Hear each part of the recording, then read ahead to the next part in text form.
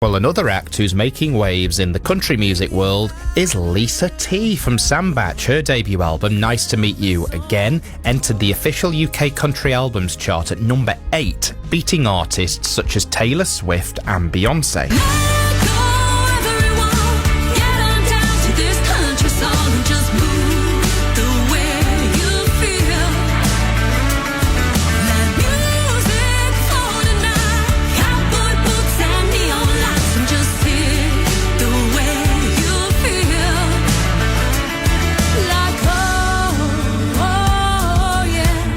Well, Lisa's now preparing to go on her first UK-wide tour with dates in Glasgow, London, Manchester and Birmingham, and she's been telling me it's the result of years of hard work. For me, I'm very much someone, what's the next thing? What's the next thing? Okay, that was good, but where can I improve? What can I do better? Great, I've done that show, but can I get on that festival next year? I'm always wanting the next thing. So sometimes I do have to sit back and be like, wow, look how far I've come. You know, this is really amazing, and just be so grateful for where I'm at.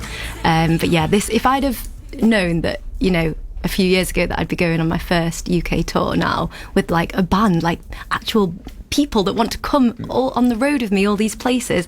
Yeah, it's really, really amazing. We were speaking to somebody on the show just yesterday, actually. She was on just after 8 o'clock yesterday, Mel Rayburn from Crew. Now, she's 22. She's got a debut single out on Friday. Oh. And what kind of shot her forwards in her career was she was chosen by Richard Ashcroft from The Verve to sing on the John Lewis ad 18 months ago, the John Lewis Christmas ad. That was her kind of big wow moment that lifted her.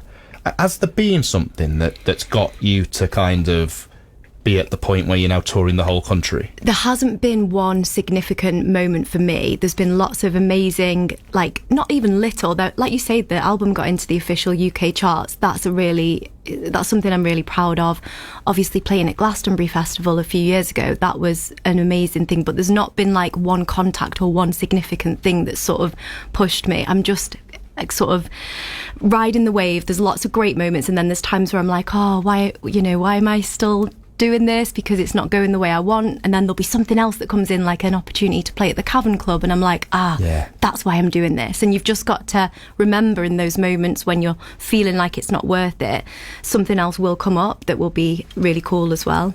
Why country music for you? So we just heard from Ollie there just before we came to you, and I said to him, why country music for you amidst this massive resurgence? And he said it was always going to be country music for me because of my dad, etc. What was it that got you settled on it? Exactly the same. My dad. Yeah. So my dad came over to the UK from Ireland when he was 18, and he just like grew up here then, but he brought with him his love for traditional country music. So when I was growing up, he'd always be playing like Irish folky songs, like country songs. So he's like brought me up listening to acoustic guitar, listening to that style of music.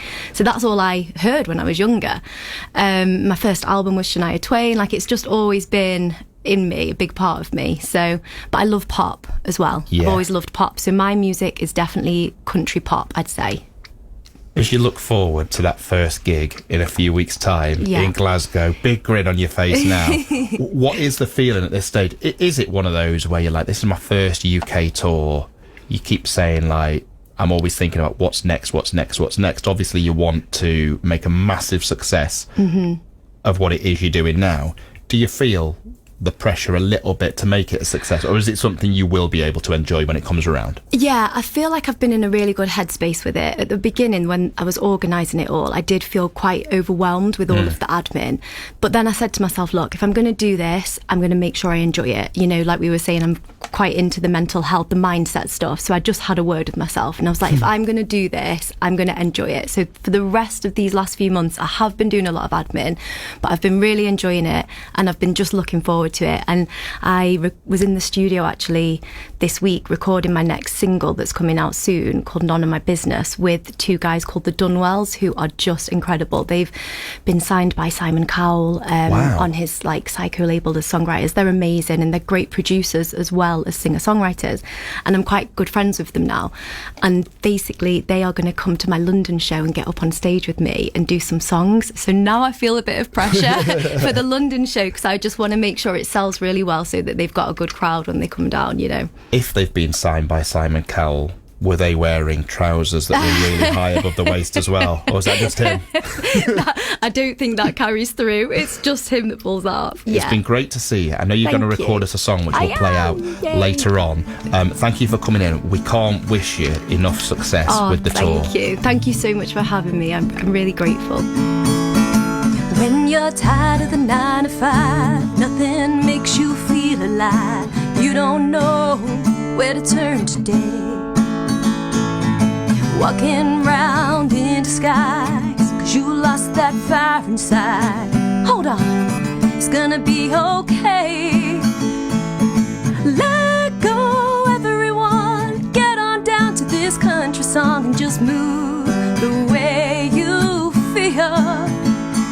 Let music flow tonight. Cowboy boots and neon lights, and just sing the way you feel. Like oh, oh yeah. Like oh, oh yeah. Like oh, oh yeah.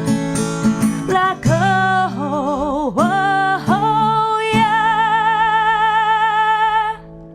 The excellent Lisa T from Sambat speaking to us ahead of her first ever UK tour, which starts next month. She's going to be taking in places such as Birmingham, Manchester, London, Glasgow. Loads of hard work has gone into getting her to this stage over the last few years. She's been a friend of the show over the last few years, and we wish her all the very best moving forwards. Good on her. Sabrina.